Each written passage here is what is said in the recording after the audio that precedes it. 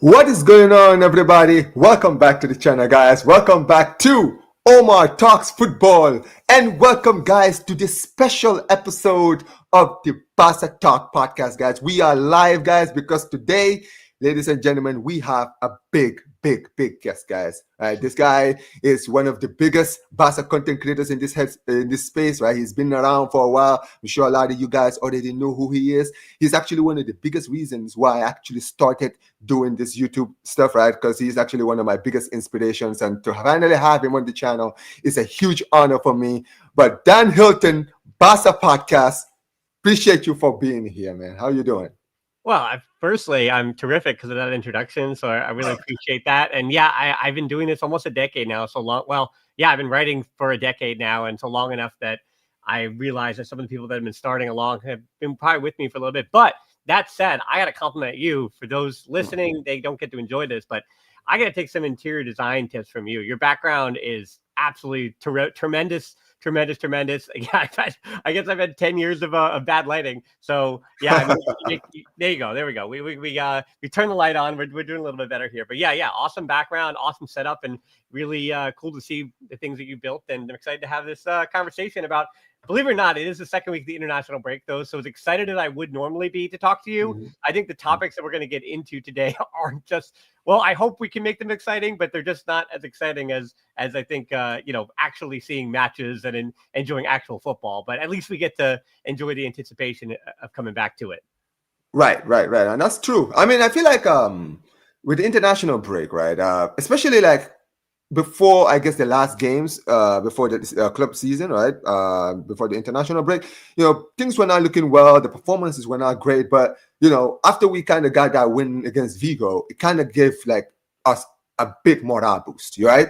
And some of us didn't want it to end because we kind of closed the gap even for a little bit to 3 points to Real Madrid, right? And, sometimes you don't want to see the international break because you're worried, if some of your players are going to go out for international duty and not come back 100%, right? That's always the big fear for a lot of us who are watching, right? And, it's always sometimes it can be a problem. But I will say this, though. There's been a lot more positive news, right, during this international break than I would say the last two international breaks. If you look at like last two international breaks, we've had bad news after bad news after bad news, right? I feel like now there's more positivity, right? And the only bad news that I can speak of from this past week is actually today, when one of my favorite academy products in Landufret, he can play right back, center back. He's playing with Barça Athletic, but he's going to be out for 4 months now with a knee injury. And with Xavi Aspar also gone for two months, like a lot of the right back depth from the academy that Hansi Flick might have been able to rely on, just isn't going to be there. And again, Landy Forte, I personally feel bad for the kid because he's just had so many different injuries start and stop out his career. So I think by bringing up Landy Forte as the first name I mentioned on your stream, I feel like, I just want to get kind of the negative stuff out of the way early and kind of, as you said, kind of get into the positive there. Because I think that's probably the only real bad injury news, bad news that I saw related to players from this international break. I mean, even Marc Bernal, I got to watch him in that international friendly with Catalonia against Palestine yesterday. And it was awesome to see him for 45 minutes. It was also awesome to watch everybody, raise money for a really good cause. So all of that was really cool to see. So really, I got my negativity out of the way. Let's dive into the positivity. Yeah, absolutely. I mean, listen, you're right. I would say for everything that we kind of been going through this season with all the big injuries in the current squad, right, in the current starting 11, like, right, from the goalkeeper all the way to the main man, right, I feel like it's more positivity than we're used to this season, right? Because here's the thing, right? Last season was an absolutely fantastic season, right? As Barca fans, we were absolutely spoiled. We looked like we were going to win everything last season. And obviously, the morale was high coming into this new season, right? But unfortunately, with all the injuries that's been hampering us all over the positions in the team, it's affected, the performances, right? You can see a lot of the players, like key players, have been missing, right? And we've really missed their presence, right? But thankfully, I would say this is the first time this season so far where I feel like Flick is going to have most of his key players in the squad, right? I mean, let's start from now, obviously, this is the first thing I want to talk about before we go to the main topics, right? How do you feel with the returns like Raphinha, Joan Garcia, right? And Yamal, obviously, there was a lot of talk on him, but the confirmation, it's been confirmed now that he will be back in the game against Bilbao. So I'm happy to hear that. But let's talk about those two players specifically, right? Raphinha, he's been having injury setbacks, right? We've been hearing that he could have returned right after the international break last month, and then was pushed back to the El Clasico, and then we didn't know when he was going to return. But now he's been confirmed. He's been training with the team for a while, and he's been confirmed now to be back this weekend, right? How do you feel about the Raphinha one first, right? Because he was one of our best players, right? He was one of our clutch players. He scored a lot of amazing goals. He had a slow start this season, to be honest, right? Let's be honest, compared to what he did last season. But, it was early in the season. He got an injury, so we don't know if he could have picked it up before the injury, right? But how do you feel having Raphinha back in this team, first of all? Well, yeah, when I do all these tactical breakdowns and things, the questions that I've been asking as these players have been out is if Hansi Flick, and we'll say year number 2, when there's a lot more tape on his system, on his players, and having played that high intensity press that they did last season, and the way that this team really did play such enjoyable, wonderful football with the energy and the lack of injuries they had last season. And now in year 2 of this, the question that I'm really asking is, did the system have its issues in the last 2 months? Because, and even at the start of the season, players coming in and out and not really having a full healthy team, and particularly the essential pieces that allow him to play this system. And that's a question I also ask a lot of times too, where Hansi Flick, as far as plug and play, to get the best out of his system, he does need a presser like Raphinha. He does need a creator like Lamine Yamal healthy. He does need Pedri and De Jong together to dictate. He does need a ball-playing center back, or if anything, 2 ball-playing center backs, which is why Eric Garcia kind of has become the number 1, as Pau Barca has also not really been completely fit for form. And then I wonder about the form of the fullbacks, and if Balde and Koundé this season were in better form, would we see more of this? Or, as we said in the first month of the season, how exciting that all was with the Rayo Vallecano game not really withstanding, because Joan Garcia was the upgrade that Kool-Aid desperately needed him to be. So to answer that question of Raphinha, the question I'm asking is, I don't want to get too optimistic, but there is a part of me that says with him back, if that press improves, then all of the pundits that are just yammering about, well, the high line and da-da-da-da-da, if the press improves with Raphinha back, and even on that left side, if the ability of Raphinha, I mean, you could even move Rashford to the 9, then Raphinha's ability to defend for Balde just gives you so much more support on that left wing that Rashford just doesn't do for you, because he plays in a different spot on the field. Rashford is so much more comfortable in setting up with ball to feet in that center channel or the half space, instead of Raphinha, who wants to get that ball over the top. And Rashford, even when he's providing width, then he's expecting the underlapping run from Balde. So that means that your left side is so far upfield, as opposed to Raphinha, who, even if he is caught up in that space, again, Rashford is going to get caught up making that near post run. Raphinha is going to get caught up, but he's going to be caught up a little bit farther back, because if he's going to make that run to the half space, that's going to be a long ball, and Balde has not progressed into that second or third phase of the field yet. So you still have that coverage from Balde to defend in behind. So there are those things that I know, again, in the permutations of the game, that the things can change very quickly on counterattacks and things like that. And again, the way Rayo Vallecano and other teams are setting up their 9 in a way offside position and then trying to beat the offside trap that way. I do, to answer your first question, Raphinha, part of me says, let's be overtly optimistic, and hopefully some of the issues with Barcelona's defensive structure are resolved with the return of Raphinha. And also, every week, hopefully, Lamine Yamal gets healthier, and without Pedri, sure. But to then part 2 of that is, when you have Joan Garcia, it's not that Szczesny as a shot stopper did anything wrong, but the ball playing ability to play out of the back from Joan Garcia is important in build-up. It just gives you so much more structure. And then his physical tools to control his box and control his line. And that, again, changes your line of confrontation on the counterattack.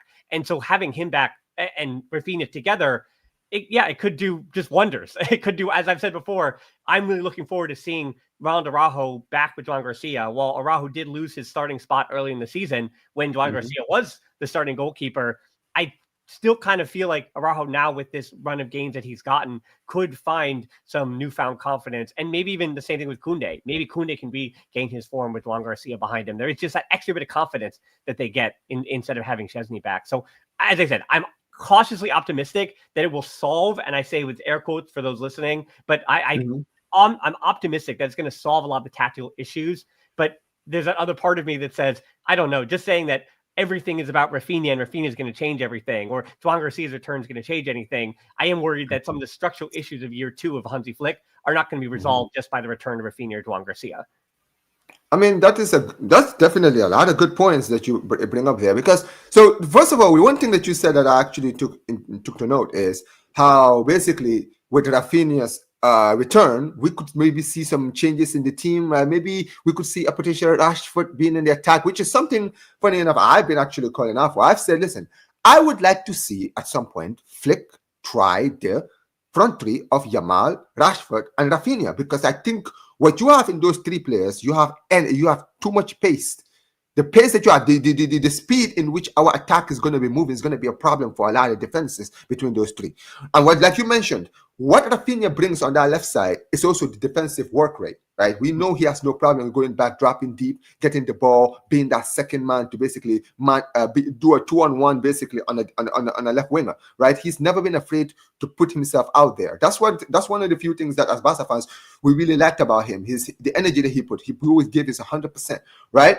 And at the end of the day, when you look at Raphinha's form before he got injured, it wasn't amazing, but he was still getting goals. He was still getting, he was still in the right areas. He was doing his thing, right? He wasn't playing to the level of last season, like we were used to last season, but it was not awful, I would say, right? And when I really look at what Raphinha's return would do, honestly, for me, I feel like it gives Flick more options in his attack, where he can just change the system. If, let's say, if he plays Lewandowski and he's not playing well, or Ferran Torres is not playing well, he can always switch it every single time, because you have players in that team who can play in multiple positions. You understand what I mean, right? You have like players like Raphinha. He was tried. We saw him being tried in the 10, even though I don't think he's a good number 10, right? I would prefer to just have him on the left or the right.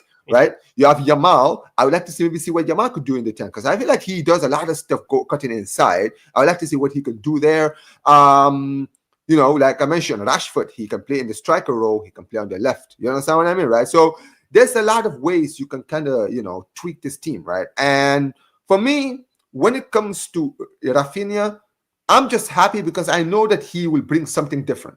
I'm not saying he's going to come in and just hit the ground running. He might come in and it might be a slow start, but I feel like having him there is just having another player in the attack who can improve the attack, right? And what you need more than anything else is competition. I feel like the reason why we've really slacked off this season is because a lot of players have been injured, but a lot of players who don't usually have like players on their tails, like for instance, Dani Olmo, right?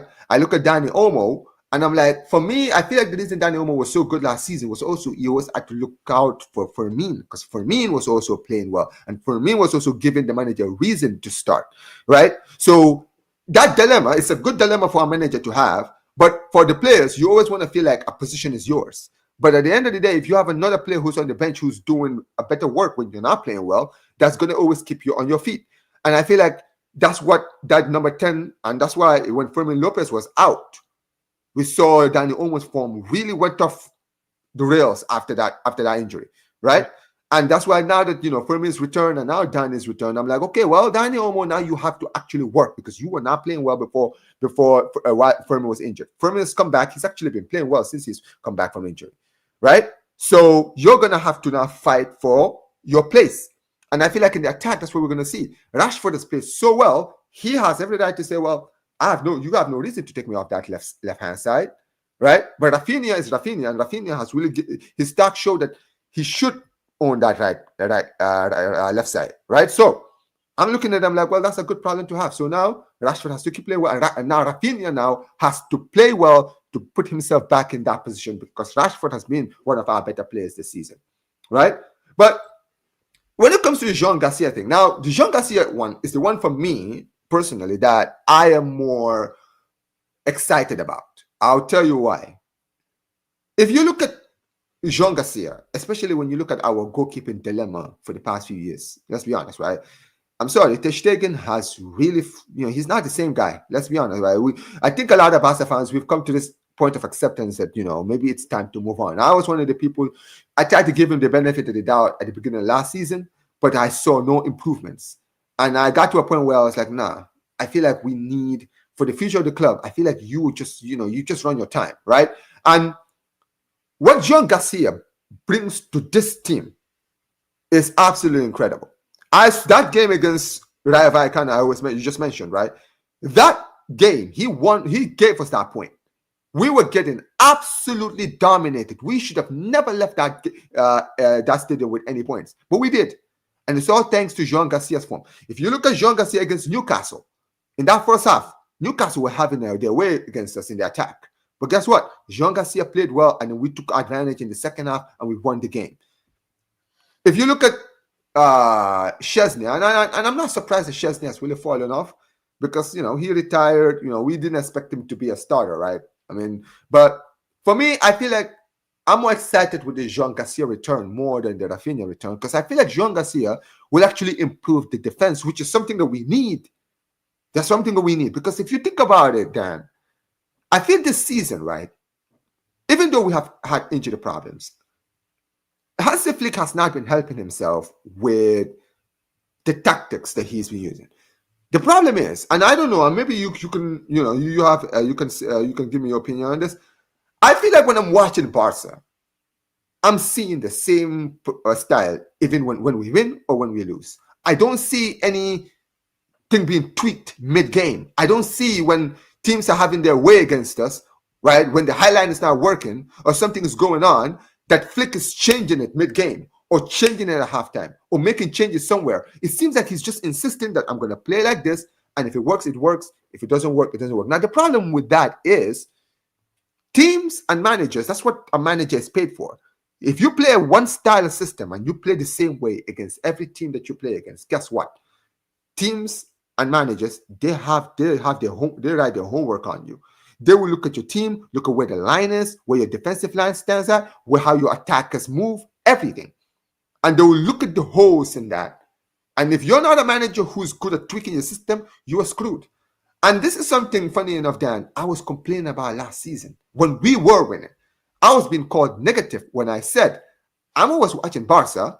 I'm watching Barca and I'm seeing us play the same way against everyone. And it's working now. But what happens when teams start figuring out how to play against the system? And that's what's happened this season. The Sevilla game, even in games where we won, like the Sociedad game, the Girona game, look at the way they were just easily bypassing our defense. They knew where our defensive line was, and they always made sure they never strayed offside.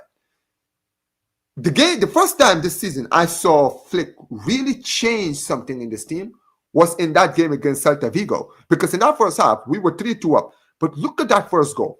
Same old thing. They went past the high line. Guess what? They scored. That was the first time throughout the season when I actually saw Flick's second half, the team change. I saw the defensive line drop.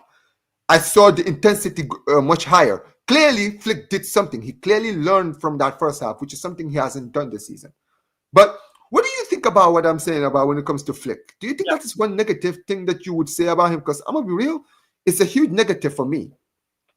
Well, yeah, I would say that the Celta de Vigo, I think very positively, the change to the 4-3-3, dropping in Frankie de Jong to man mark and kind of control the back line that way, then trust that he's going to be able to build up with the ball. I don't know if you're going to see that against Athletic Club because Frankie de Jong and Pedri are both unavailable for that one. But you actually just put it on the screen here, and I'll say it for those listening. Quinton says that it feels like since with de Jong and Pedri in that midfield, there's been a lot of conceding because they have to cover too much ground. And one of the reasons why I'm so excited about Marc Bernal next season, potentially to regain some of his form. And I think that is kind of one of the issues that we talk about, that Barcelona desperately need Ronald Araujo, who through the middle can make up that space. And then Joan Garcia, who is just sensational in 1v1 situations against counterattacks, shot stopping. So it's, again, one of those things when it comes to, is it the personnel we're talking about?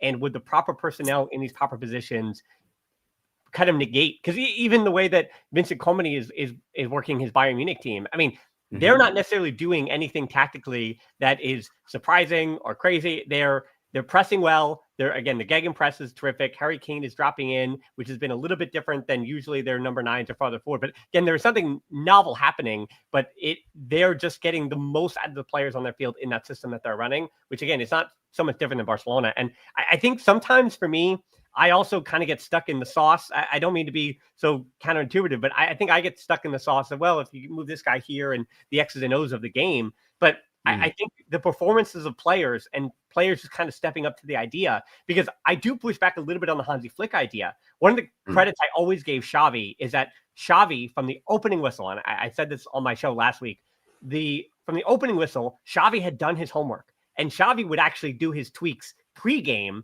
or, in preparation for the opening whistle to try to counteract what the opponent was going to do to understand what they were doing.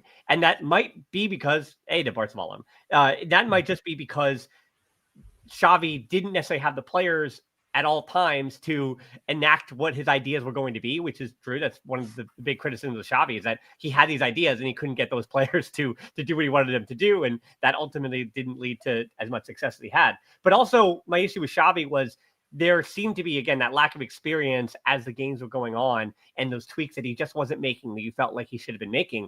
Hansi Flick, I actually think, for as dogmatic as we feel like he is with his system, I think he does actually make tweaks as games go on. That's why we've seen Lamine Yamal as the 10 and why I would keep him starting as the right wing for as long as you can, because that does pull the entire defense to his side of the field. That's why Raphinha was able to get the goals and assists the last 2 years that he had, because he has acres of space. Same with Lewandowski. Like, Lewandowski can breathe when Lamine Yamal is not on the field. When Lamine Yamal is not fit or not on the field, you see Lewandowski just looking slow, just looking old, because he's contending with both center backs and there's no shift in that defensive line. So I would say, for most of the game, you start him on the right side. But to your point, if you need Lamine Yamal in the middle of the field, the things he can do there, if you're down a goal or you're looking to get that game winner, absolutely. Like, it's awesome to see him in the middle of the field, and it unlocks something against a tired defense that isn't necessarily as exhausted as they are from minute one. So again, I actually do push back a little bit on the idea that Flick doesn't change things, because yes, against Celta de Vigo he changed things, and then against Newcastle as well we saw some changes. And then there were other games that I looked to, like the El Clasico, where El Clasico was kind of a wild game. Like, there's a lot of nonsense that happened in that game, and if some bounce go Barca's way, it's a different result. And not to make this a big meta, whatever, to compare this for 15 years or whatever I've been covering the club for.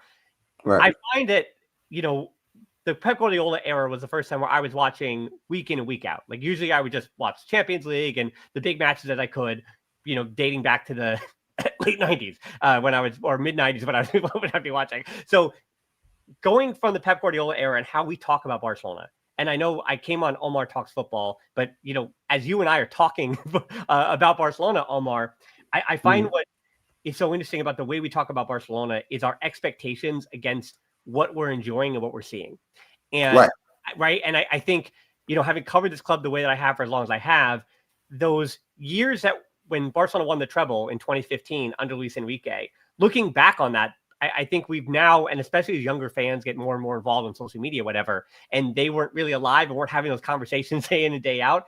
I find that back in those days, and the quote is that, you don't know the good days are there until they're gone, or some kind of iteration of that quote,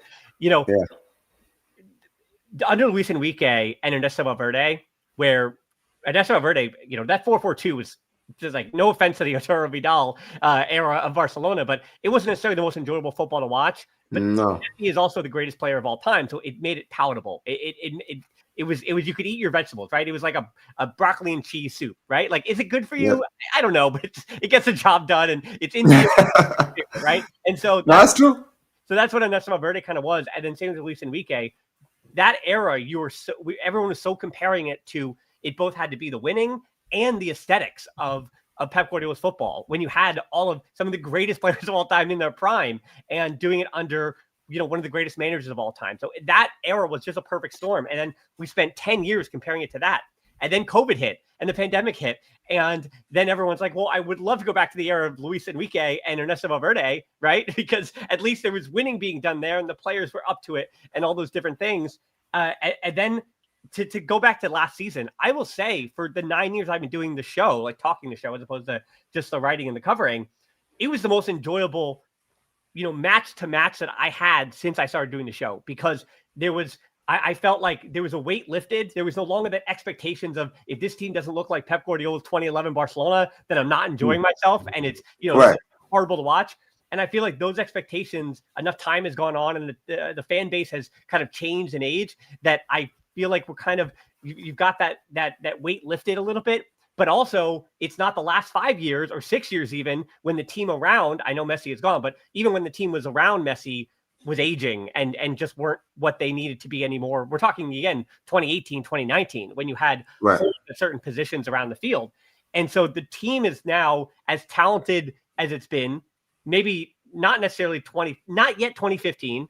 Yeah, I think there's definitely a gap, obviously, when Barcelona's arguably their best player is still 18 years old. That's experience. One of their starting center backs is turning 19 in 2 months. So there are still places for this team to rise and to go. But for what last season was, and that run, that how fun that ride was, I would say, yeah, in all my years, there was no weight from the Pep Guardiola era anymore, at least, or some weight, but not as much. And then you also had the most talented group since that weight had been lifted in the last 4 or 5 years, right? And I think, to your point about the optimism of Hansi Flick, Hansi Flick is just a fantastic manager. And again, I'm kind of saying the inverse of what I say every week, because again, you and I have to talk about this every day. So of course I'm going to freak out about tactics. I'm going to say, hey, he could have done this. He could have done this. Why are the subs coming so late in this game? Why is Fermin Lopez, he should be starting, but maybe Dani Olmo would have been the pick, right? It's our job to question all these things.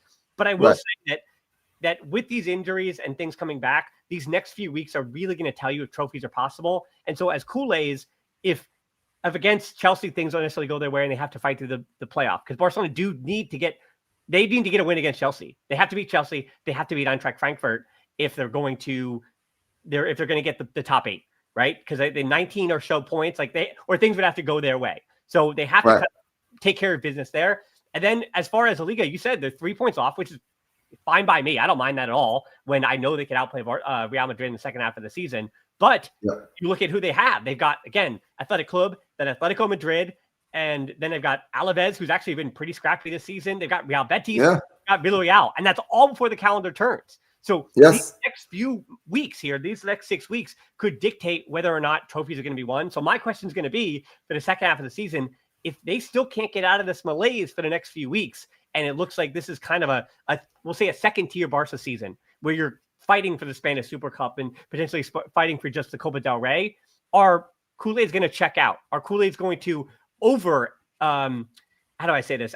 Are they going to get more, or are they going to get angrier than they would about, some of the issues that Hansi Flick may or may not have in his system? Because again, the other way is he could play the same way. Some results go Barca's way in the next few weeks, and then Barcelona are contending for all these titles. And I mean, that is the small margins of football. And as I said, I still, to not answer your question at all, I do feel like Hansi Flick's Barcelona is so capable of really getting back to it and getting results, which, and getting results in an aesthetic way that people want to watch. Right? Because those are two things. You can get results and you can get them ugly, or you can get them in this all-encompassing, dominating way that Bayern Munich is doing right now, and the way that Barcelona fans expect Barca to be. So that's always. Let me say that. Let me ask you that question in the inverse: is that if Barcelona were to do what Ernesto Verde's team did, and if they find a way to win, we'll go with La Liga and the Copa del Rey this season. Let's not say Champions League. I don't know if that's going to be possible, but let's say La Liga and Copa del Rey. If they win the double, the domestic double like that, but they're playing in this flawed way, and again, I'm using air quotes that, but if they're playing in this flawed, it doesn't really feel like they are playing to their max potential. Are you happy with that? Are you happy with the season, or do you feel like there's no way for that to happen and for you to be okay with what we would have witnessed? This is a loaded question for sure.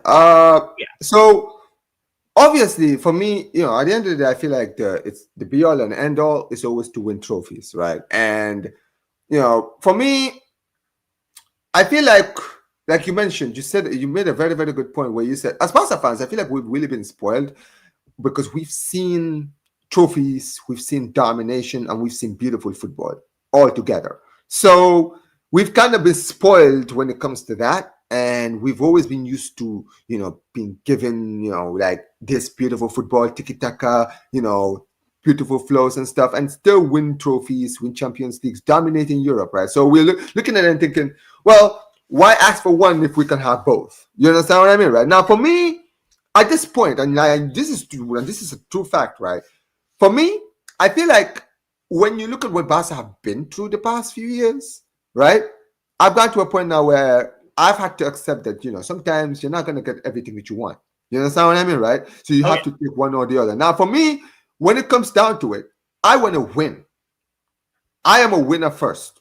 I want to see Barca win trophies. If beautiful football doesn't get me trophies, I don't want beautiful football. With all due respect, right? And I listen. I am a football fanatic. I want to see them when it was beautiful. That's the reason why I became a Barca fan and I support the Premier League. It's because I can't watch Premier League games. They're very boring.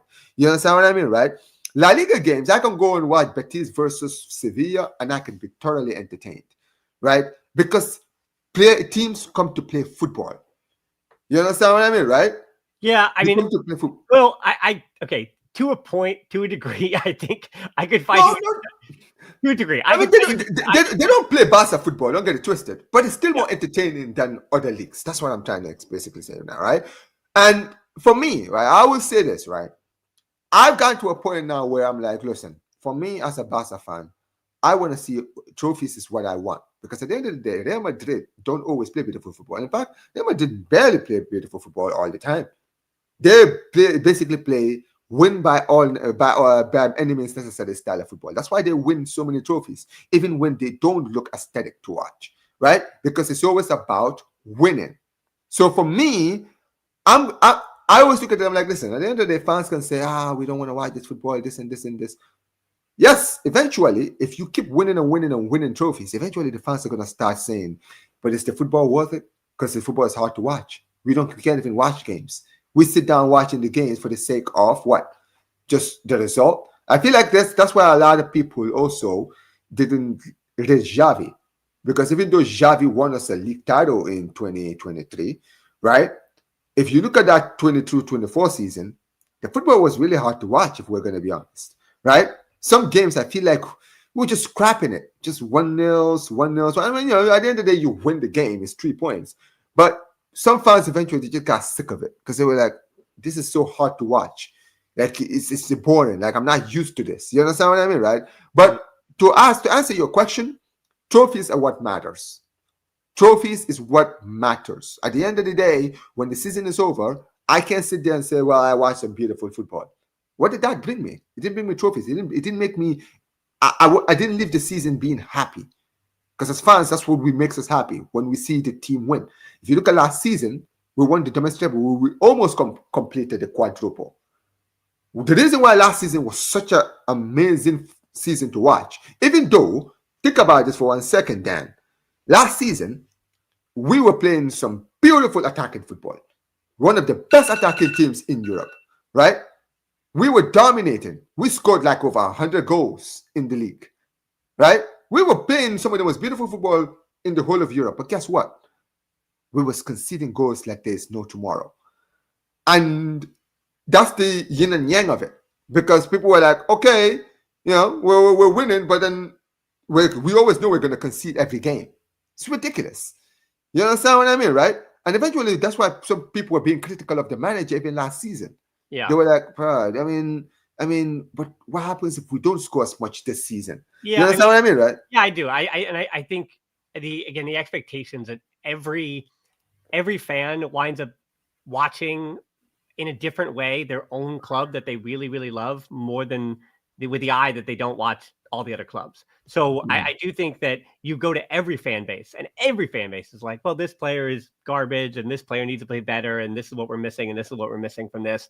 And I think there is frustration with every single fan base, regardless of how they're winning and the criticisms of those managers and those teams. And I think that's also at the highest level, to talk about the competition of it. I think that's what keeps football exciting, right? That's what, not to again get too meta about the media event, like that's what gives us something to talk about. That the likes of Barcelona, Real Madrid, Bayern Munich, whoever's coming out of the Premier League, whether I know Liverpool's struggling right now, but Liverpool, Arsenal, or Man City, or Chelsea, or whoever it is, or Man United, I think they are, PSG, whoever it may be, these elite clubs in Europe, year in and year out, there's actually not much that separates them in terms of what they're putting on the field. Like, again, it's the smallest of margins that separate these top teams. And even the managers, like these are excellent managers and excellent players. And it part of it does always feel like a crapshoot as to how often, as you go through the Champions League winners or whatever, who was it the best team that won in Europe? I mean,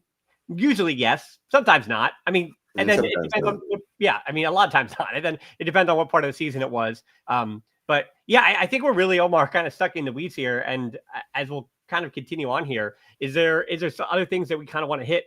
Because again, I think the schedule was like the biggest part of what's coming up, and being about that. But there's not to transition you into the stadium stuff, but I mean, that's like a huge part of it that we haven't talked about yet. Yeah, so that's what I was going to get into, right? So I feel like the return to the Camp Nou is extremely important, because here's the thing. I don't think a lot of the players and a lot of the fans like the Montjuic. I feel like, from a lot of the complaints I hear from a lot of fans, especially, right? They didn't like the traveling arrangement. Some people didn't like the fact that they had to travel all the way to the Montjuic, all the way to the Montjuic Stadium. Like, it was a long trip. A lot of people didn't like it. Some people didn't even like the atmosphere. Right? I still remember watching the games, and I'm like, you can tell it's not the same. The atmosphere is not the same. You don't like the fans, like at the Camp Nou, the fans are closer to the pitch. You understand what I mean, right? So you can always feel the vibe. You understand what I mean, right? And even though it's not going to be a full capacity, it doesn't really matter. I feel like just being in that stadium is going to be different, especially also for the players, because some of these players have never played in the Camp Nou. That's the crazy thing. Or have barely even played at the Camp Nou. So this is a first-time experience for some of these players. You understand what I mean, right? Yeah, I like the walk to Montjuic, but that puts me in the minority. Like, I know a lot of the older Catalan people, again, who've been with the season tickets for 30, 40 years, which are the ones who had access to Montjuic, weren't necessarily too excited about that. So once they got there, if they wanted to come, then you're right. It wasn't the same atmosphere at all. Yeah, for sure. No, it wasn't. It wasn't. And that's why I feel like the return to the Camp Nou is longly awaited. A lot of fans have been slowly waiting. We thought we were going to come in at the start of the season. We didn't. We thought we were going to come in at like the first month of the season. We didn't, right? And, it's been a lot of ups and downs, but I'm happy to at least be back, because I feel like even though our home form is actually pretty good, I think it will get better, right? And comparing, and this is like you mentioned, I feel like we have a tough gauntlet coming up, like you mentioned, right? Bilbao, Atletico Madrid, Real Betis, Villarreal. Those games are going to really, really, really test our fighting spirit in the title race this season. Because here's what I believe. If we leave that gauntlet and we win every game, I truly believe we will end up winning the league, even if we don't go on top of the table by the time that gauntlet is over. Because we would have seen something different. And also, here's another thing also, Dan, right? If you really think about it, what really gives me a lot of confidence as a Barca fan is the fact that we're going into this gauntlet actually with a better squad. We are not we can't use the injury excuse of, we have players missing here and missing there and this and this. At the end of the day, we don't want to keep going at that. You understand what I mean, right? So having some of our players returning, key players returning, because Pedri is also going to be returning soon, right? With his recovery moving as fast as it is, right? So having basically our forfeit squad during this gauntlet is crucial. And having to be back in the stadium is also going to be crucial, because I feel like it will give us an advantage in the home games, right? So that's what I think. What do you think? Well, I had a stat for you. In the next 2 months now, until January the 4th, so against Espanyol, Barcelona in the Liga are facing 3rd, 4th, 5th, 6th, 7th, and 10th, plus 16th. So they have one match against a team that is in the bottom half of the Liga, and the rest of it, again, that is the gauntlet. That is what you have to survive. And if they can, my math isn't the best, but if they can pick up, I'd say 16 points of that 18 points, with the way that Real Madrid is also dropping points, I think they're in a really, really, really good spot. That's why I say 16 out of 18. So let's say you get a draw against one of Athletic Club, Atletico Madrid, or Real Betis or Villarreal, right? So like you have to beat 3 of those 4 and then wind up getting a draw against the other one. And then if you get 16 of 18, I think you're in a pretty good spot if you get through that gauntlet. And then again, that's not to discredit again Alaves, who've been really scrappy, and Espanyol. Espanyol is one where they're playing better against everyone else, and I think Barcelona's going to smack them around a little bit. So I'm not too worried about Espanyol. If you got any Espanyol fans in here, sorry to them. And yeah, you want to talk about the atmosphere? I don't think they're gonna appreciate that atmosphere. Is that one? I'm not sure if that one's at home or away. Especially considering that's Joan Garcia's first return. Whew. Oh, that stadium is gonna, because listen, but Atletico Madrid, I'm sorry. When it comes to Espanyol, they're not exactly in a good place with Barca. If you think about the last 3 occasions we played them, we've relegated them, right? Beat them to relegate them. We beat them to win the league twice. So to say that they have a chip on their shoulder when they play Barcelona next time would be a huge understatement. And they had a very good start to the season, to be fair, right? They were looking like, they were trying to challenge for Europe. And I feel like they still are under their manager. But yeah, I feel like, I do feel like we have a good record against them. And I do believe that we will beat them, right? And also, when you think about it, we're playing Atletico Madrid as well. We have a good record, to be fair, at the Wanda, right? So, I'm looking at the game. It's the first game at the Wanda? No, that's at home. Athletic Club and Atletico Madrid, Eintracht Frankfurt, and Osasuna. So it's Chelsea, Real Betis, and Villarreal on the road. Okay, so the Atletico game being at home is actually amazing for me. I'm happy about that because, like I mentioned, being in the stadium. Listen, I know they beat us last season at home, but I don't count that as a home game. With all due respect to the Montjuic, it's different at the Camp Nou. The last time Atletico Madrid beat Barcelona at the Camp Nou was in 2007. They don't have a good record in our stadium at all. Yeah, the best they have done is get draws at the Camp Nou, right?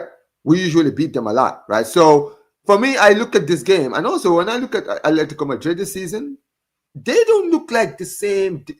It's not the Simeone team that we know of, right? The team that is so defensively feared, right? You know that team that's just going to be frustrating you for 90 minutes. That's been like 2.5 years, though. Like, people haven't been watching, but Atletico Madrid have not been that Diego Simeone, kick the living daylights out. I mean, they can do it, but they have been doing that for like almost 2.5 seasons. I mean, look at how many they conceded in the first half of last season as well. So yeah, they're a very different team. And I think Real Madrid kind of approached that game in the Madrid derby as if they were that old Atletico Madrid. Hey, let's just make this a nasty little mud fight. And yet then they got destroyed. What was it? 4-1 or 4-0, whatever it was, 4-0, 4-1, whatever it was. But Omar, I do want to bring up the one question about the kind of a bad feeling I have about the Spotify Camp Nou. With the phase 1B to the Spotify Camp Nou, the spectators are going to be 45,400, and there's going to be no away fans against Athletic Club. So they're not able to open up, and there's no separation of entrances. So there's no Athletic Club fans. So that might obviously probably help a little bit. I don't know. There's only like 2,000 of them anyway. So 45,400 against Athletic Club, around there. And then there's 62,000 hopefully to be opened up by the end of the year, or the end of the season, I should say. My fear about that is the ticket prices right now for those games at Athletic Club and against Atletico Madrid. My concern is that, and I'm not disparaging anybody that has the money to buy those tickets. My concern is that the people that are going to buy those tickets are the ones who can afford it, not necessarily the ones who are going to help with the atmosphere. So that would be my concern. That said, to your point, as you said, Lamine Yamal played just one game, his debut in the Camp Nou, and a ton of those players that you said, almost half the team has not played in the Camp Nou. So I on the other part of that, I think the fans are also going to kind of be prepared for this occasion, for this, and not even this occasion, but for all these occasions. Like the club right now is afraid that Eintracht Frankfurt fans are going to travel and meme the way that they did a few seasons ago. But I also think that even if the club weren't going to shut that down, I think the fans really did kind of learn their lesson here. And by getting back to the Camp Nou, I think they're going to make sure that doesn't happen again. So as I said, I'm tentative in saying, well, I've got a few concerns, but I also think that, the larger voice says that the fans will come out with larger voice and be excited about it. And I also have to go that against the backdrop that, very much like you, right? Most of our enjoyment of Barcelona is watching from here. And I do kind of forget that, in that stadium, it is a different thing for the players, and that home field advantage does truly matter quite a bit. So I want to make sure that I'm kind of keeping the pulse on just the boost of energy that the Camp Nou could provide. No, 100%, 100%. Gersh is asking, do you rate Gerard Martin? I think it depends on what your standard is. Do I rate him as a player that can compete with Alejandro Balde? No. I think Barcelona, I've been saying this for a while, need to certainly bring in another left back that may not be at Balde's level, because for those who complain about Balde, I understand the criticism, but I will also tell you that he has to cover A, a lot of space, and B, their left backs are not a position in world football with a ton of top talent. So I would say, name for me 5 or 6 or 7 better left backs in world football than Alejandro Balde. And I don't say that as a compliment to Balde. I say that is in, you're going to have a hard time naming 5 or 6 better, because left back is just not a position that is very deep. And people are like, well, Nuno Mendes. And I go, okay, we'll keep going, and then we'll see where we can get to. So to compete with Balde is really tough, because it's really hard to find one. And then even to bring somebody in, that's just not a position on the field when you're looking at striker and center back. And it's not a position that Barcelona has been prioritizing or quit prioritizing. So what I think is that with the financial limitations on the salary limits of late, I know you got to wake up your audience, Omar. I know people are asleep, but of those salary limit issues, the player that Gerard Martin has been more than fine. And if anything, he's actually improved this season than he was last year. He delivers a good ball. He's defensively sound. Okay. But he does limit your ceiling. His floor, actually way higher than I thought it would be when I watched him with Barca Athletic when he came over from Cornea B. I did not think that guy was going to be sniffing the first team. He wasn't a player that I would really profile when I was talking about the B team. But hey, Hansi Flick saw something that we didn't see. I trust the manager. And so he's been serviceable. But the minute that Barcelona, and I'm so excited when we talk about transfers, I have to plug this, Omar. I've got a huge piece coming out this week about young players Barcelona should finally put back on their radar, which is not something they've been able to afford to do in quite some time. So potentially over the summertime, being back in the Camp Nou, I mean, revenue and gate revenue is so essential to Barcelona. When you're owned by your members, Real Madrid, Barcelona, like they go into huge amount of debt because of stadiums. And when you read English-speaking audiences and you read, you don't need to say the publications, but when you read English-speaking content, they surmise everything. Like those Goldman Sachs loans, they put everything down towards, Barcelona, not Real Madrid, but Barcelona can't pay their debt, and Spanish teams can't pay their debt.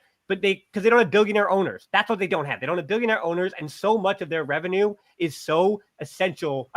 So much of their revenue, it has to come from gate revenue. It's like 35 or 45% of their total revenue. So not having that over the last few seasons, coupled with the debt from the pandemic that Barcelona were unable to pay back on those schedules, and then the interest rates were so high, like that just continues to lead to issues, and you can't afford players. And of course, then the levers came, which they had to do, because as we talked about then, Joan Laporta he took a risk. He said, if we don't win and we don't sell jerseys and we don't, not that matters too much, but if we don't have a buzz, if we don't have people coming to the stadium, if we wind up going into that, that debt cycle that AC Milan and other clubs have went into, we're not going to recover from this. So he took a risk, and it kind of paid off.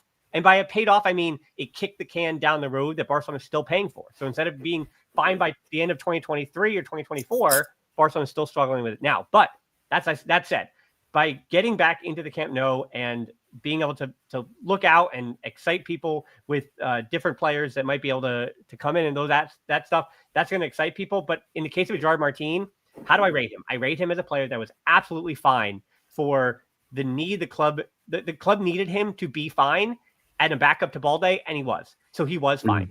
That dude started in a Champions League final. There's a lot of players that, was he the best? I don't know. Defensively, he was not. Or to semifinal, I should say. But he still delivered 2 assists in the game. Defensively, he was fine. He's maybe not Champions League semifinal level, but as I said, do you know how many footballers would love to be the level of what I think he is, which is Real Betis or Villarreal? Like he is good enough to start as a left back. As I just said with Balde, name me now in the Liga, name me 16 or 14 or whatever better left backs than Gerard Martin. You're not going to find it. Like he might be a top 7 or 8, right? Like La Liga left back. So I mean, and that's he's a Betis level of like which is a compliment. Like there are exactly. They can be in the Champions League. They could be in the Europa League final. Like that's totally fine. But I think the expectation is that if you play again for Barcelona, or if you're playing for Bayern Munich, the expectation is like that guy is a world beater. That's one of the best in the world. That's what you need to be, potential world beater or world beater. Exactly. Yeah, exactly. And that's I feel like people, they do give Gerard Martin a lot of like I get it sometimes. Sometimes I'm watching and I'm like, well, I don't think Gerard Martin is even bad in some games. I feel like people, they just have this, idea of he's not aesthetically good, pleasing in the eye to watch, right? Ceiling, So everyone's right? like, His offensive ceiling is so low. Like unless he's delivering that ball, he's not. He can't take people off the dribble. He's not going to unbalance a defense by going at anybody, right? He can provide width, but he only provides width to recycle the ball right back in. Like Gerard Martin, and I think Marc Costato is just a little bit level higher, but Gerard Martin and Marc Costato are very similar in that way to me, that they know what to do and they do the right things. And that's what Hansi Flick is asking them to do. They do the job that the manager is asking them to do. And that's why they're getting playing time over other players who are younger or who might be more exciting. They're just doing their job. The problem is you can do your job against the rest of the Liga. But as we just talked about, when you're dreaming of that big Champions League trophy, or when you're dreaming of El Clasico, when the stars are all out, doing your job just not necessarily isn't good enough. You need that extra bit of level to get there. And so, like, yeah, guys like Gerard Martin and Marc Costato, you always need players like that in your squad. Every team. Casado is much better here for me. I think Casado is more important in my eyes. I feel agree. like last season, I totally agree. From what I've seen from him since last season, he's clearly shown that he has a lot of, like, he can give something to this team, right? So he brings something different, I would say, to this team, right? But yeah, that's what I think. But let's actually switch gears, right? I actually wanted to talk to you about something else, like off the pitch for a second. Right now, you've seen recently, there's been a lot of buzz, the potential, the presidential election that's coming up. It's obviously Victor Font. He plans on running again for the presidency. And, he's been doing a lot of talking. And recently, he was endorsed by someone that, was under Laporta recently. And that's Xavi Hernandez. Now, the funny thing is, Xavi Hernandez was actually one of the people who Victor Font was really fond of during his first political campaign. Like, he was talking about how he was going to make Xavi the coach, right? His plan is to basically make Xavi the manager, build a project under him and all of this stuff. Xavi was very integral in what he was trying to build, right? And to see, Xavi endorse him now, especially considering he just literally left his post not too long ago, right? It's quite interesting because, let's be honest, right? I feel like the way Xavi left the club was kind of really disgusting for me. I'm not gonna lie, because he resigned. He was ready to walk out. The club convinced him to stay, only to get rid of him, which was really unnecessary. It was very pointless in the end, and why they would tell him to stay. You understand what I mean, right? Even, if they could put it as, well, they were talking to Flick and then Flick accepted and this and this and this. It doesn't really matter. You understand what I mean, right? I feel like you gotta take your time with certain things, right? If a manager says he wants to leave, you gotta go look at your options first before then changing your mind last minute, because that's what they did to him, and it was not really good enough, right? And I feel like maybe a part of Xavi still holds on to that, and that's why he's rooting for I guess endorsing Victor Font. We've seen, obviously, there's been a lot of talk that Lionel Messi could also get involved in the election, not obviously as a candidate, but many people are saying that he could also be sided with Victor Font, even though that's not been confirmed. But I feel like a lot of the reasons why that's been coming out is because we know that him and Laporta are not exactly seen eye to eye, right? We know that, right? So what do you think about Xavi, right? Well-known figure at Barcelona, right? Openly endorsing Victor Font. What do you think Victor Font's chances are of replacing Laporta? So, yeah, we're going to talk a little about political science here. So again, if you want to hit that snooze button in like 5 minutes, give me a second here. So the way that again, I'm not sure how much your audience is familiar with like Catalan high society, but a lot of those Catalan millionaires, they are more like each other than they are to you and I, or to the average person in the stadium. They are. So like Laporta came out and he said, they're the challenge to me, and Laporta is obviously, he won on the big, as Victor Font said in 2022, on the big billboard, and basically said he won on vibes. And that's what he did. He won on vibes. He won on nostalgia. And, I saved the club once, and look at the era that I built, and I can do it again. And so people trusted the vibes. They trusted the magnanimous charisma that Joan Laporta does have. And he does have that, right? He's a tremendous politician. Is he the perfect president of a club? I'm not sure, but he's a terrific politician. But I do also think that magnanimous, that well, I want to say authority. That authority that Joan Laporta does have. I think he does walk into meetings with Goldman Sachs and says, "Hey, we're FC Barcelona, and I am a representation of that." I really do think he goes to bed at night and he goes, "I'm the president of FC Barcelona, and I'm going to make sure this club is the biggest thing in the world, and I'm going to keep it with our members." And so, to Joan Laporta's credit, he has, he flirted with the Super League, which, I'm not here to argue about the efficacy of that. I think I do also always side-eye people that are super critical of member-owned clubs like Real Madrid and Barcelona looking to try to find additional broadcast streaming money when the Premier League is completely destroying competitive balance. So don't talk to me about competitive balance when it comes to like finances of broadcast rights. So we're not, again, that's a dig for a different time. But in the case of Joan Laporta, you can already see how this is with Victor Font and Joan Laporta 2.0. You see exactly where this is going. This is going to go in the same direction where Joan Laporta is going to double down and say, "Hey, I did not sell this club to other companies. I did not run this as a business. I ran this with my heart. I ran this as the president of FC Barcelona. And we look what we did at the Camp Nou. Look at this shiny thing that I did. And we brought some players in and we took care of business, So even though Joan Laporta, and we can see like the number of times that the CFO has changed out or this director is gone, or like there's a lot of movement in the inner circle workings of the club. But that's also because a lot of them, again, in politics, they're pulled away for, are they they don't make that much money on the board of FC Barcelona, and being a board member of FC Barcelona, you actually have to put your own money up front as opposed to getting these other merchandising or consulting deals on the side. So a lot of these board members will go to Saudi Arabia or Qatar, and they will make an absolute fortune, right? Generational money. A lot of those men and women are already millionaires anyway, or very much again entranced in high society, high finance in Catalonia. But then again, they'll go to the Middle East and they'll make, again, just so much more, 10 times X.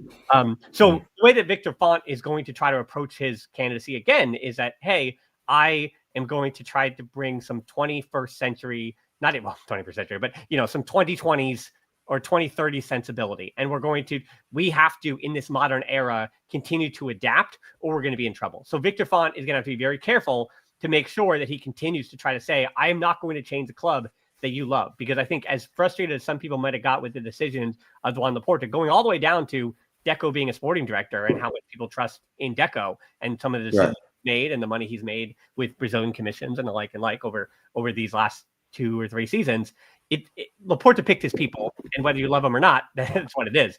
And so Victor Font is going to have to toe this line of saying, hey, look, I've got Xavi on my side again.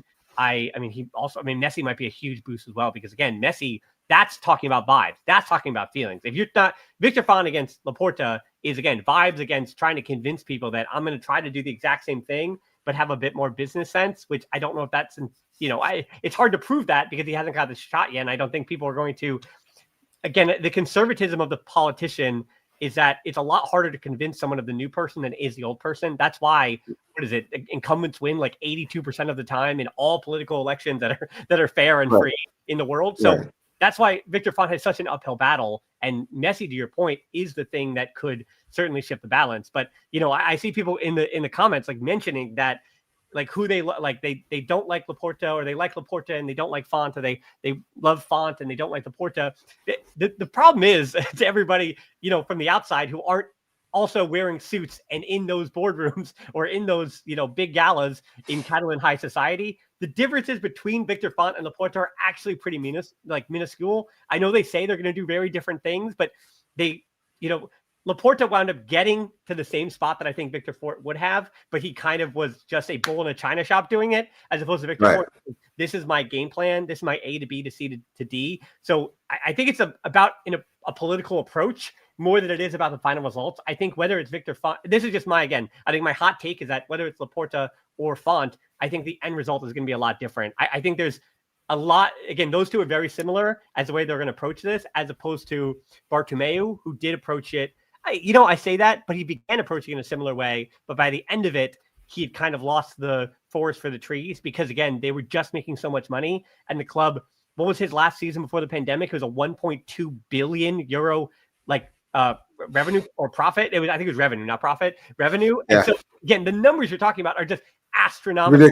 Ridiculous. Yeah. So the club is really but the fact that the club has had to keep everything so tight and have had to consolidate so much financially, I think that is, if anything, going to support Laporta in version 2.0 or 3.0 at that point, and also support, I think, Font's candidacy as well, because I think this time around, let's say Laporta is willing to pass that baton, I think that handoff is actually going to be a lot cleaner. So I hope this election isn't too dirty, because I do think that there's a lot of positivity in the way that this could play out. But I said, like, just because Xavi is with Victor Font does not mean he's inherently against Laporta, or there's some kind of they're all the same galas, they all toast to each other, and anything that's animosity between Font and Laporta is these are two guys running against each other politically. So I expect it to basically be as clean as it was last time, which was actually pretty generally clean. It was not a dirty campaign against one another, because they both love the club. Nobody prospers in trying to tear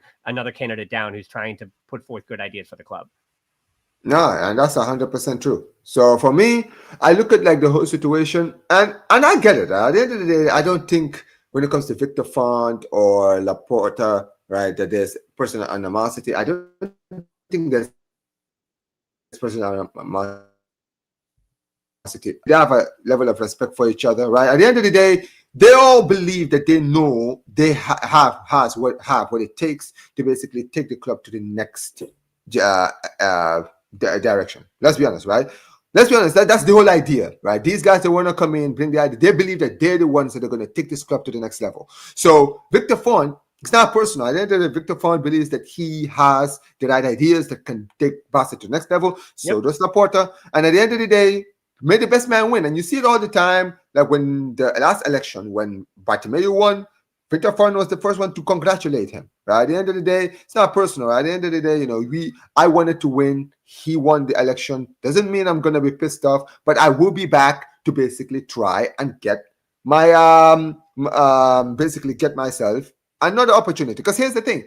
I think Victor Font is going to continue to run for this election. I think he really believes he can bring a difference at this club. So even if he doesn't win now, I can see him running back, maybe not for the third one. Maybe he can run back again in the future. Let's say if Laporta decides to resign or retire or something like that, he might come back, right? Potentially, right? And for me, when I look at Victor Font, a lot of people don't like Victor Font. Now, a lot of people have their personal opinions on Victor Font. I don't know Victor Font enough to really have an opinion on him. And he says the right things. Like, nobody really, like, what has he said or done? Like, I think the way people view Victor Font is a personification of the way that Laporta has kind of personified him, which is just like this kind of business guy that's da-da-da-da-da. I mean, he's never said a word about trying to sell the club out and go away from the socios. He's never said that, but that is the way that, like, again, you need two opposing sides. So therefore, if like Laporta said, that's not the way I do things, but Laporta's never said, like, that's the way Font does things. It's just like people are trying to fill in that gap because it's the opposite of, you know what I mean? Like, that's politics 101. And the funny thing is, right, even if Laporta says these things, right, when you say something and then later on you go on to do the same thing, you sound like a hypocrite. Now, here's the problem. When you look at what's happening at Madrid right now, right? You've seen Florentino Perez, there have been rumors that he's planning on maybe selling 5 to 10% of the shares for around 500 million to 1 billion, right? And that is going to open the door for Barca doing the same under Laporta, even if it's not fun. Because here's the thing. Barcelona are going to try to make money, right? Let's be honest, right? The whole idea of what Laporta is trying to do is get out of this debt. So if he can get out of this debt by selling 5 to 10% for $1 billion, he's gonna do it. You understand what I mean, right? So when people now are saying, at the end of the day, Victor Font is a businessman, he's gonna try to be more business oriented. Well, listen, that's what the president is supposed to do. They deal with the finances, they deal with that, right? At the end of the day, somebody like Bartomeu, the reason it never worked out is because he should have never been president. The guy was completely clueless. Let's be honest. When he was the basketball president before he was the first team president. Like, it shows you the guy should have never been president. After Ozil was taken to prison, we should have had another election and we should have brought someone else. You understand what I mean, right? But they insisted on bringing his right-hand man And that ended up backfiring on us because this guy did not know how to handle business. He didn't know how to approach the transfer window. He sat there thinking at the end of the day, we can just splash, splash, splash, and it doesn't matter because we always generate money and we can always generate everything that we lose. And then the pandemic hit. And when the pandemic hit, we weren't making money anymore. So now our finances was in the rocks. And that's what we're dealing with and we're still recovering from right now. You understand what I mean, right? But when it comes to Victor Font, at the end of the day, I don't, personally for me, I think that Laporta is doing the right things right now. Some people don't like it. Some people have a problem with it. But, for me, what Laporta has had to inherit, he inherited this mess. He's coming in trying to basically put, this is a sinking ship with a lot of holes in it. So right now what he's trying to do is fill those holes so that this ship doesn't sink to the bottom of the ocean. That's what he's trying to do. So he's going to do everything that he can to basically make sure that we are still afloat. And that's what he's been doing. And I'm not saying every decision he's made has been the right decision, but every decision he's made is in his mind for the betterment of the club, what he thinks will help the club work. That's why I brought up this idea about selling the shares, because I think that's something he is going to do if Real Madrid do it. If Madrid do it, he's going to be like, we definitely need that money more than Madrid. You understand what I mean, right? So It's not a bad idea. Right. So it's kind of one of those things where I'm like, well, you don't want to be saying that because especially if you end up doing the same thing, because everyone's going to be like, well, wasn't this the same? Because a lot of the critics of Laporta are going to be like, well, wasn't this what he was saying about Victor Font? You understand what I mean, right? I do think, but I think that's the difference, though. I think like Victor Font is going to have to be held accountable for everything he does. Well, I think Laporta is so much better about kind of putting his hands on his ears and going, wait, what did I say? La, la, la, la, la. That was in the past. I don't remember what you're talking about. And I think Laporta is a lot better, as I said, about kind of, he's got, I read a lot about like Teddy Roosevelt, and he's a big, he's got that Teddy Roosevelt, that bull moose to him where he just powers right through it. Yeah. And he goes, I mean, what are you going to do? And then, I mean, if there ever is enough response, a lot of the time too, like Bartomeu was only reelected that final time because of the treble. That's why that he was elected. Yeah. That winning right time. directly saved his position in the political world. And I'll mention too, I've done a lot of the homework and the history of the presidents of the club, and so many of them, and this also does dictate how business in Catalonia in the early 20th century was, but a lot of the presidents were textile manufacturers. That was the most prevalent occupation of the presidents. And then you have, again, Laporta is a lawyer. So a lot of these guys, again, are just businessmen who are either inherited money in some kind of way or built from a family wealth, or again, we'll say self-made entrepreneurs in some kind of manufacturing or business or some kind of industry. I think one of the presidents had some kind of funds in early cybersecurity, and that kind of helped out. Or one of the candidates from the early 2000s or something like that allowed them. So yeah, I think again, it's a reminder that these candidates and who they are and how we view them.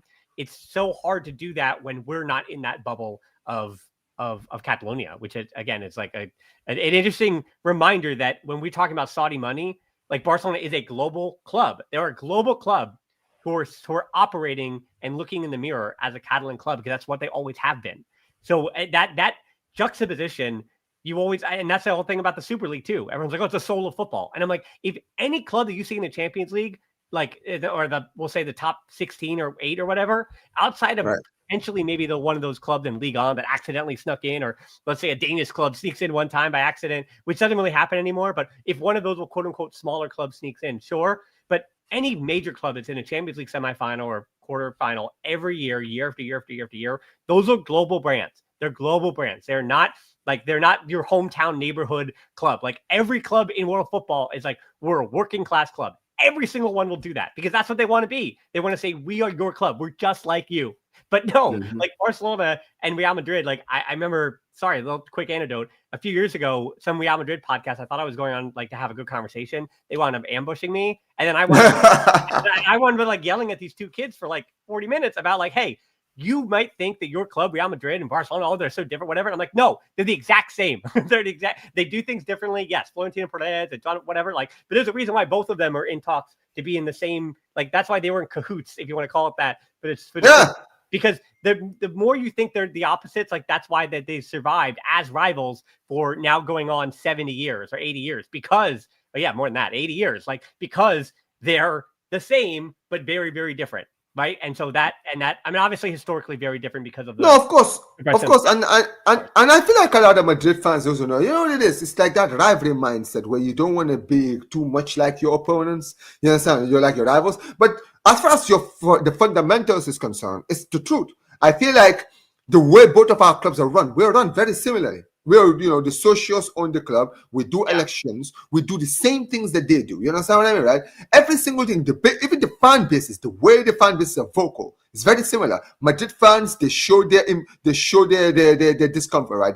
They show to the fans, to the managers, whoever it is, and the pressure is on. Either the president resigns, the manager resigns, the player is sold. They're never afraid. So they try too much to be like, this and this and this. And big up to Ghost is saying this. It's like, we're Coca-Cola, they're Pepsi. Here's the thing, right? At the end of the day, yes, you can tell the difference between Coke and Pepsi. But the funny thing is, they have the same ingredients, basically, right? You can taste whatever you taste in Coke, you can taste the same thing in Pepsi, even though they're not the same. It's the same thing with Barcelona and Real Madrid. We're very similar, but they're a little bit different, right?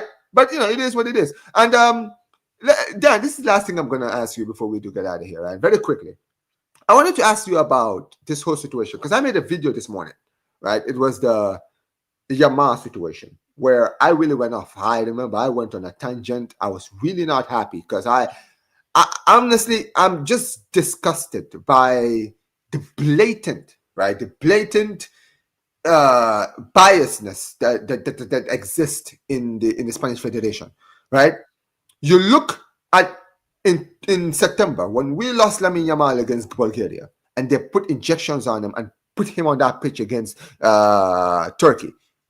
Disgusting behavior, right? And then you look at what happened to Dean Huijsen, who had an injury during training, and then was completely left out of the squad. And you listen to the reaction from De La Fuente in both situations, where he sat there and we were unhappy that our better player who was injured played against another team, came out and said he doesn't care, that they don't care. That's Barca's problem to deal with. And then you look at what happened with Real Madrid, star defender. He was more than cautious. He sat there and said, we want to protect our players. I'm like, well, where's the energy for our players? And you wonder why we're always reluctant to give our players back to you guys. This is the reason why. Because at the end of the day, you want to sit there, right, and play our players. How many players have we lost in the past few years because of the Spanish national team? From Ansu Fati to Pedri to Gavi. Gavi is still, to this day, still recovering from the same injury that he had against Georgia in the Nations League, right? How many more times? And when we decide to protect our players, we're labeled as the bad guys. And the worst thing is, we know Lamine Yamal has been carrying an injury throughout this season. He's been carrying this injury. He withdrew from the squad. This is something normal. Players have withdrawn from squads before. Players have withdrawn from the Spanish squad in the past, right? The fact that they're making a big deal out of this, when, let's be honest, Spain are all but guaranteed to be in the World Cup next year. They didn't need a Yamal.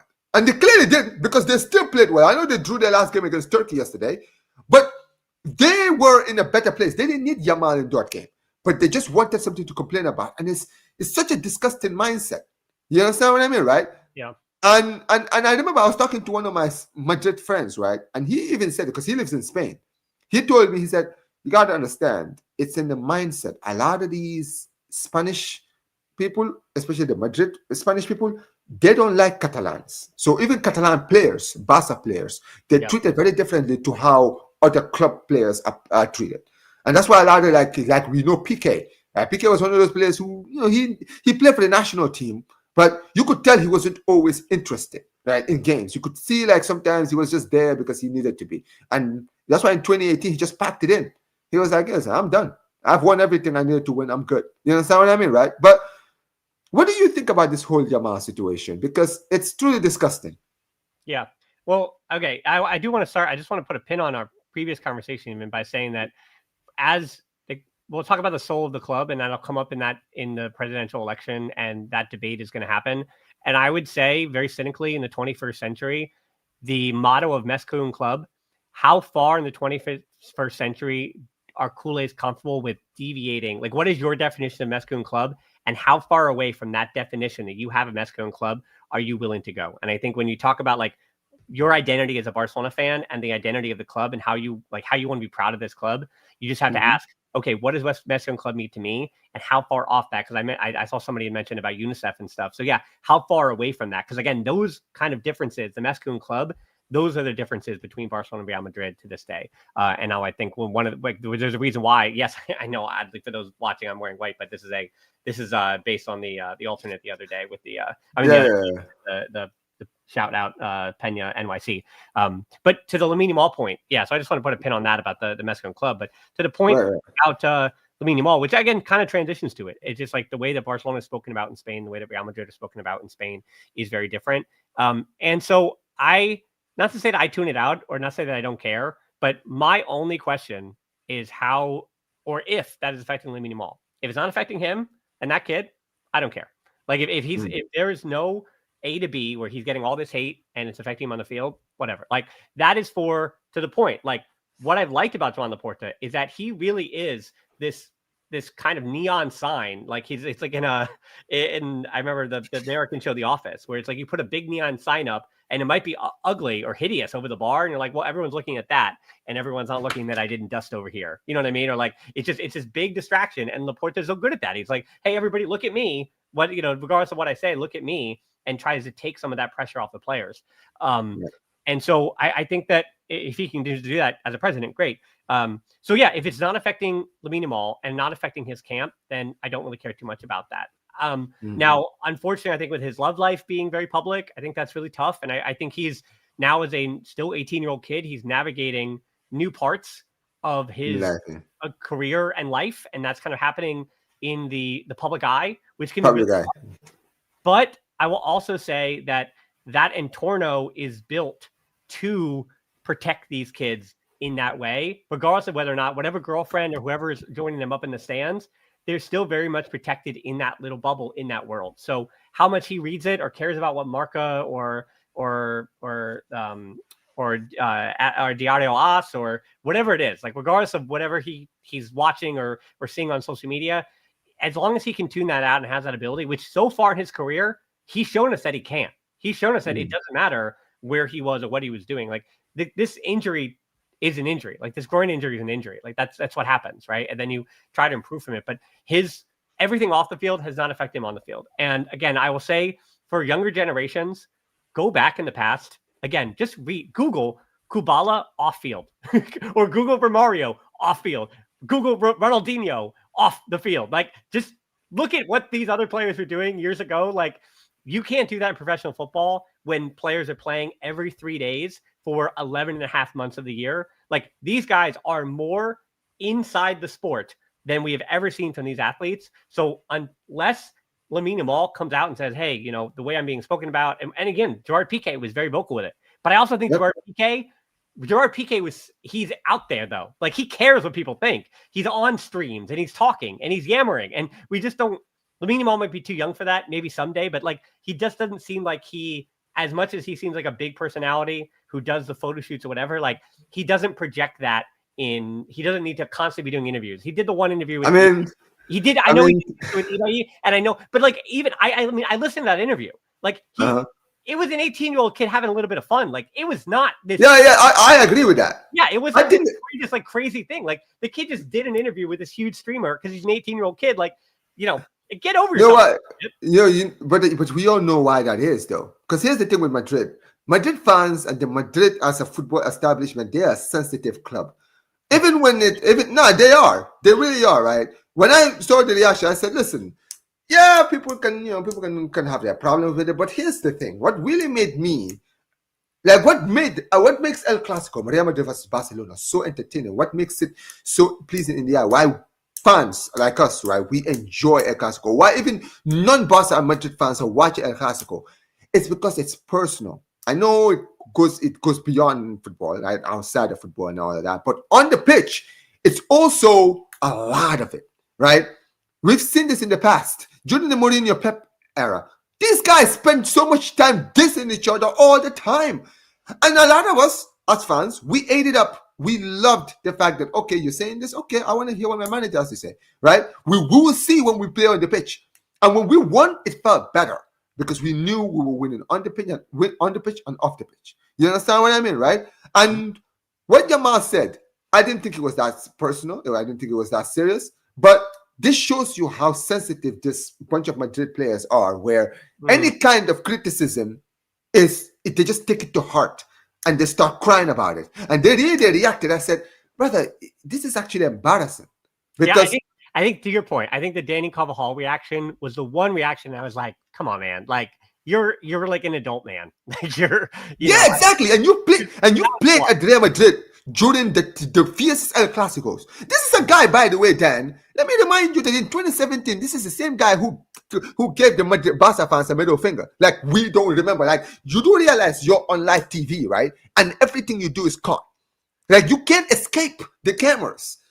Like, this is what he does. For him to come out and point the finger at Yamal, listen, at the end of the day, you don't have to be happy with what he said, but you got to understand it. I feel like some players, like especially like the players who are shithouses, right? Like if someone like a Ramos, if Ramos was in this locker room, Ramos would not be happy with what Yamal said, but he would understand it. Because he'll be like, well, listen, I've been in the locker room when Mourinho was in charge and he was always talking shit about Barca. We enjoyed it. So I get it, right? But guess what? When we play on that pitch, you're going to have to do a lot of your talk to talk or walk to walk. And the thing is, the way they confronted him was just pathetic in my eyes. Because I just sat there and said, brother, you guys are so sensitive. This young man right here has made you or has tattooed you all, even after you've won. Yeah, I mean, you could have.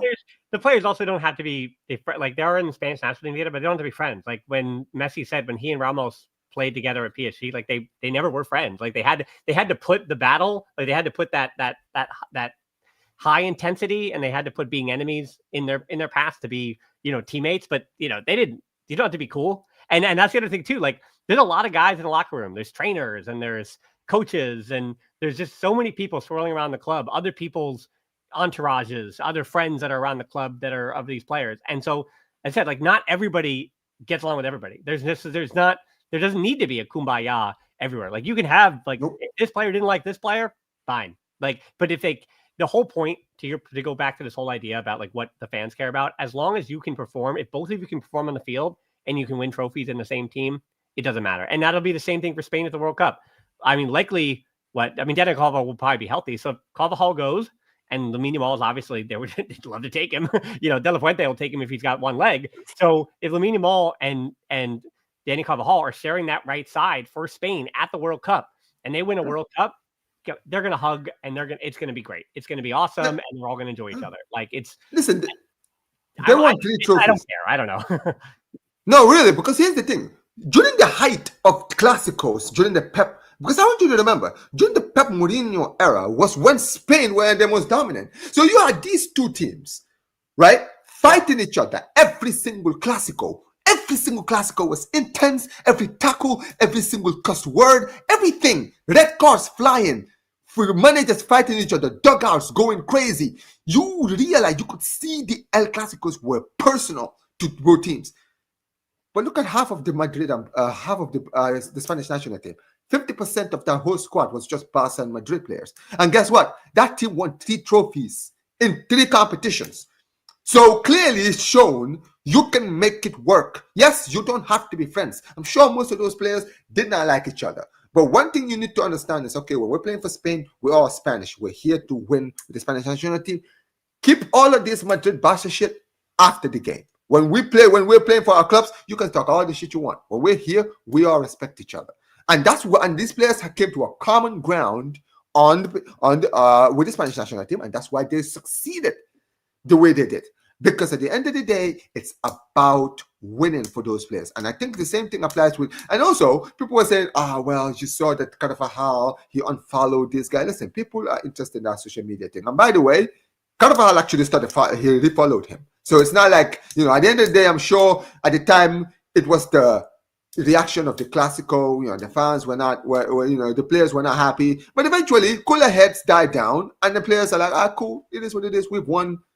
Move on. You understand what I mean, right? I think it's also like a generational thing too. Like I have one of my best friends, he had gotten an Instagram and like 3 months after the fact, it said people you should follow. And I texted him, I was like, is that really you on Instagram? He's like, yeah, I just started a few months ago. This is one of my best friends. I didn't know he was on Instagram and I was like, oh, I'll follow you. And then we just followed each other and it took like 2 days to follow each other back. and it just doesn't matter. Like I don't know. Again, I think it's a generational thing where I think in the players, it's not even the players. A lot of times they have teams, they have like marketing directors, like they have like people in their orbit who are also curating their social medias as well. So it's like these guys again are big brands, big deal. So like every time they hit send on a post or whatever it is, like a lot of times they have to, not to ruin the facade of it all, but a lot of times they'll actually have to, if they're an Adidas athlete or a Puma or a Nike athlete, they'll actually have to send it to a rep and or Nike's legal and have it approved by Nike's legal and Barcelona's legal. So a lot of times, even these posts are sent through a number of stuffy lawyers and or like legal analysts to say, okay, yeah, that's good. It doesn't, whatever. So I know that it seems like, emotions are so high, but all of these players, it's so curated. And again, the whole thing is like, how do they perform in the field? And that's really to me where the sticking point is. If it affects the way they play on the field, sure, you talk about changes, but again, all the social media aspects of it, all of the off-field stuff is all very curated and very on purpose a lot of the times.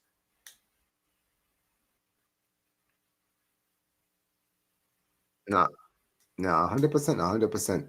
But Dan, I appreciate you for being here. I am so happy. Big up to every single one of you guys who are here. Big up to you, Dan, for taking time out of your day for being here. This has been an amazing Barca Talk podcast. Appreciate you for turning up. And listen, let the people know what's coming up on your channel. By the way, guys, link to his channel is in the title, guys. So make sure you guys go subscribe to the Barca podcast. But what you got coming up on your channel? Well, I tried to take about a 6-minute nap during the international break. That did not happen. So no, we're right back to it. You keep saying Big Up. Well, bigup.com is where I do the match watch alongs. So you can join me over there for the live chat. You can join with a microphone, chat with me during the games. And then afterwards, I always do my 5 headlines. So the big 5 headlines, that's on the YouTube channel, that's on the podcast apps. And then throughout the week, I generally have either talk to people like you, talk to other people in the Barca community space or in the greater Spanish football space. Or I, again, create stuff where I do a lot of, one thing that I do that not a lot do is I do La Masia profiles. So that's another big feature of the YouTube channel. So if you want to know who's coming up next, they're just so talented. Like this generation is unbelievable. Oh yeah. And so most of them aren't going to make it, but I'd say in the academy right now, it's more first team potential. I'm not saying we're going to make it because of playing time and all the things, but potential, basically. Yes, there's more first team potential than I think I've ever seen in the 20 years that I've been covering the academy. So so that stuff is on the YouTube channel. And then the podcast apps. I have a Patreon as well that can help me, continue to do all this stuff. Again, the older you get, the harder it does to continue to do it. Because you're like, oh, I'm just yelling about football on the internet. So again, I always ask, please subscribe to both Omar and I, help us out. As for you and I, we don't get to go and take Saudi money and become consultants. So we need as many subscriptions. We need as many channel members as we could possibly get. Facts. That's true. Yeah, exactly. That's 100% true. Make sure you guys go subscribe. I'm getting a call. Wait. I'm getting a call that, I think I get a text that says, how much for being a consultant? Actually, Omar, I got to go. I think I'm going to, I'll tell people I sell out. I'll sell out in a second. It is what it is. Listen, you got to make the bag out here, because at the end of the day, if you're bringing all this, if you're making all this great content, guess what? Sometimes you got it, and that's the idea. Like at the end of the day, if we're making enough money in this content creating space, we would be making more content. That's the thing, right? And that's why we always appreciate all the people who are supporting. Make sure you guys pick up to every single one of you guys. Keep supporting the channel, guys. Make sure you guys also go subscribe to Barca Podcast, guys. As you guys just heard, he creates a lot of different stuff. So if you guys want to listen to especially that La Masia report, guys, go and check out his channel, because a lot of these players, right, that just come out of the academy, he's probably been calling a lot of these guys out way before you guys have even seen it. So if you guys want to know who the next big thing is, go and check out man like Danny's channel, the Barca Podcast. But appreciate every single one of you guys who've been watching, guys. This stream, guys, is going to redirect you guys straight to the coolest culture show, guys, with the guys. I'm sure they're already backstage waiting for me, guys. But appreciate every single one of you. Smash the like button, subscribe to the channel, turn on notifications, and y'all know what to do, guys. Visca el Barça, Visca el Catalonia, and peace, you guys. Take care.